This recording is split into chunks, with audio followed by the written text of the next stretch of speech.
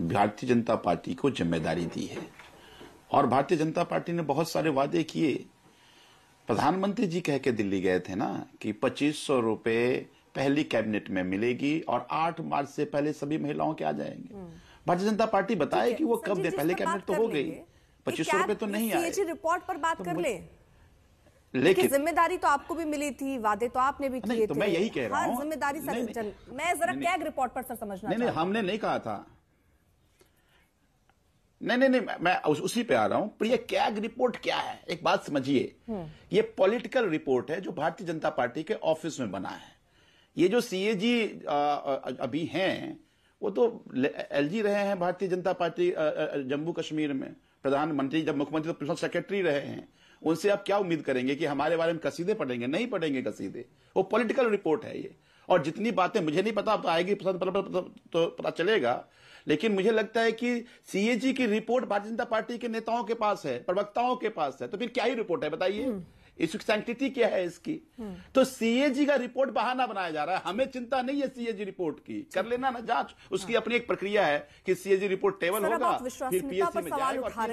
लेकिन सीएजी के रिपोर्ट के आड़ में भारतीय जनता पार्टी अपनी अक्षमता।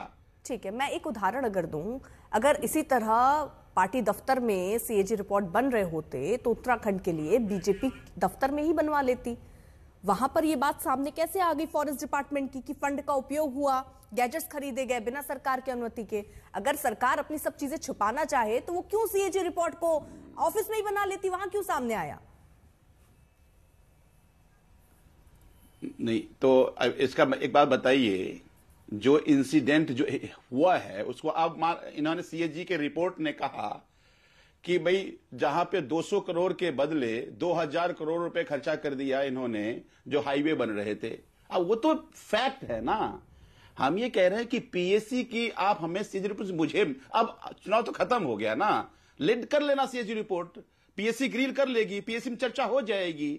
लेकिन समय तो ये है ना कि भारतीय जनता पार्टी ने जो वादा किया उसका क्या होगा? चर्चा डिबेट तो आप इसमें कराइए। संजीव जी, आपने जितना बदनाम करना था, घेरना था, घेर लिया। हमें क्यों घेर रहे हो आप भाई? रिपोर्ट क्यों नहीं आपने सामने रखी थी? उसके पीछे की क्या वजह थी? नहीं। और ये तो सर ये परंपरा चलती आ रही, हर जो गवर्नमेंट है वो सीएजी रिपोर्ट सामने रखती है। आम आदमी पार्टी ने ऐसा क्यों बनाया है कि बाकी सब खराब, सिर्फ हम ठीक? जो रिपोर्ट आ रही है आपके अगेंस्ट वो खराब, कोर्ट कुछ कह दे वो खराब, लोग कह दे वो खराब, मीडिया कह दे वो खराब, सब सर खराब हो जाएंगे सर। तो क्या केवल आम आदमी पार्टी अच्छी बची है क्या? अरे तो नहीं, ये है अर्पिता जी, इतिहास इस बात को न्याय करेगा कि एक एक इंस्टीट्यूशन को भारतीय जनता पार्टी कॉम्प्रोमाइज और मेलाइन कर रही है। और सीएजी की बात कर, थोड़ा रिसर्च कीजिएगा, पढ़िएगा थोड़ा सा।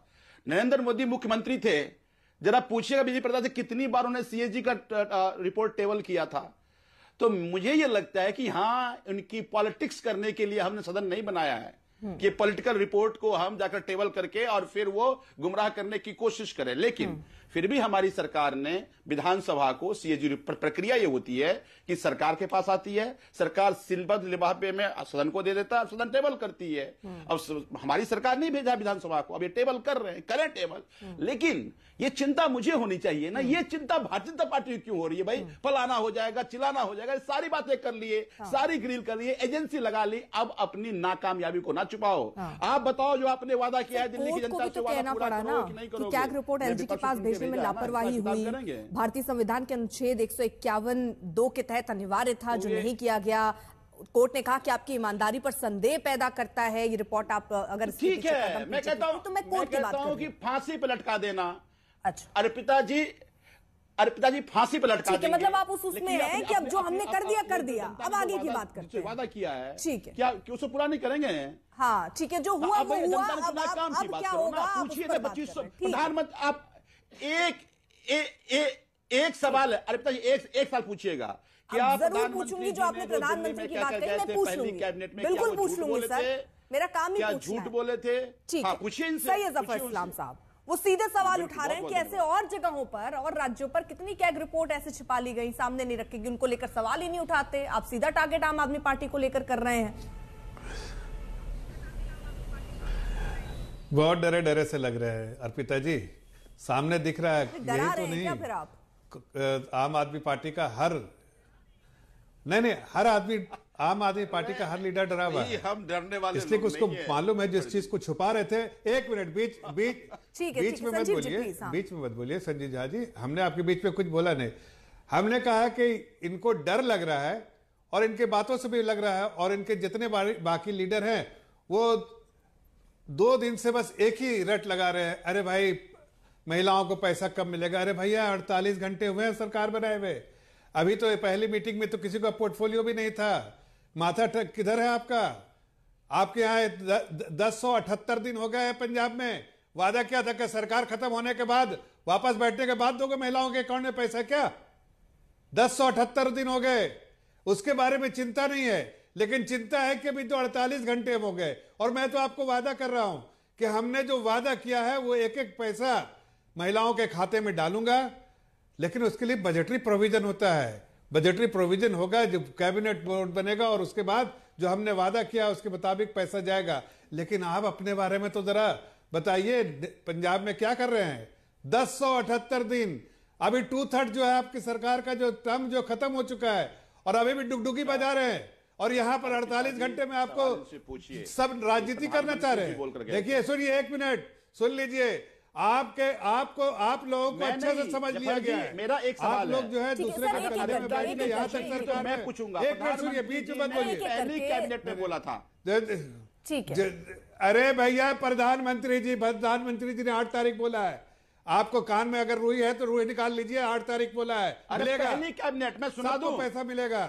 आपके जैसे झूठे मक्कार लोग नहीं, छोटे झूठे मक्कार लोग नहीं, अरे झूठे मक्कार लोग आप जैसे नहीं। अच्छा ठीक है, चलिए जरा कैग रिपोर्ट पर वापस आ जाते हैं। 1100 रुपया सैयद जफर इस्लाम जी, क्योंकि चुनाव से पहले बीजेपी इसको बड़ा मुद्दा बना रही थी। बीजेपी ने ये कहा, उस समय हवाला दिया इस रिपोर्ट का, और ये कहा कि इससे राजस्व को बहुत नुकसान हुए हैं। यानी जैसी बातें आपने कही वही आपको नजर आता है। आपको क्या लगता है कि आम आदमी पार्टी की कितनी मुश्किलें बढ़ेंगी, और एक सरकार के तौर पर आप आगे फिर क्या कार्रवाई करेंगे?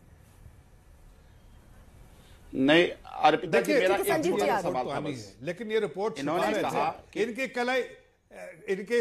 कलाई खुल जाएगी, ये पूरे तौर से एक्सपोज हो जाएंगे।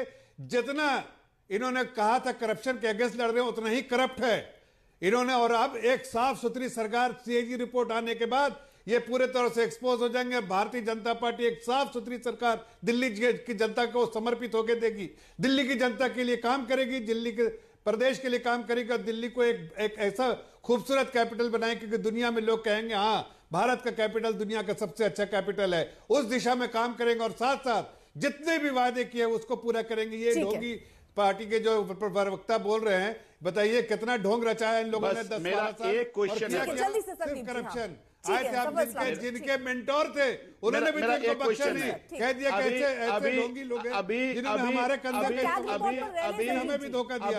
अभी सैयद, हाँ अभी कैग रिपोर्ट आने के बाद पूरे तौर से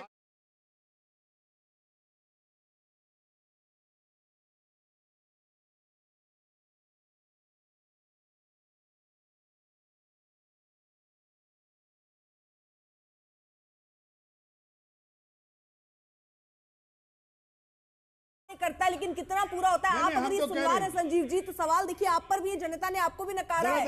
वादे हुए, वादे पूरे नहीं होते, हर बार जनता चली जाती, कई ऐसे मौके देखे हैं।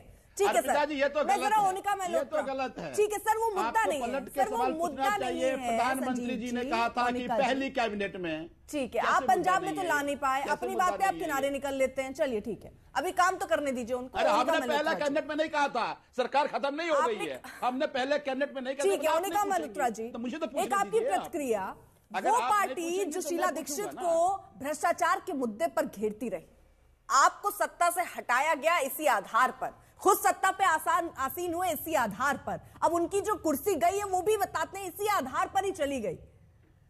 अब परत दर परत चीजें खुल रही हैं, सुकून लग रहा है आपको कि चलिए जिसने भ्रष्टाचार का बड़ा मुद्दा बताया उन पर खुद भ्रष्टाचार के बड़े आरोप लग रहे हैं? नहीं अर्पिता मैम, बात इसकी नहीं है, बात यह है कि 10 साल अर्पिता मैम, जो अभी आपकी टीवी डिबेट में देखा जफर साहब और सर के बीच में ये आर्गुमेंट चलती रही, 10 साल यही दिल्ली वासियों ने देखा और काम नहीं आगे बढ़ा। अब जब नई सरकार बनी, हमें उम्मीद थी प्रधानमंत्री के इतने बड़े वचन और एमसीडी में जो भी इन्होंने जैसे भी काम किया उसके बावजूद अब दिल्ली 27 साल बाद जीत के आए तो काम पटरी पे आएगा, लेकिन फिर वही माहौल इन दोनों ने बना रखा है। तो कहने का मतलब ये है कि शायद ऊंची दुकान फीका पकवान ना हो जाए, इसलिए ये बहुत जरूरी है। अगर भारतीय जनता पार्टी को बहुमत मिला है, मैं उम्मीद करती हूँ कि ये जैसे और स्टेटों में काम करते हैं, जैसे महाराष्ट्र में कहा था दिया, लेकिन उसके बाद बहुत से चेंजेस भी लेके आए, ऐसा दिल्ली के साथ धोखा ना हो। तो दिल्ली बहुत ही मैम पिछड़ गई है और एक तरह से चाहे एनवायरमेंट, इंफ्रास्ट्रक्चर, तमाम वो मुद्दे, हॉस्पिटल्स का मुद्दे भी उठाए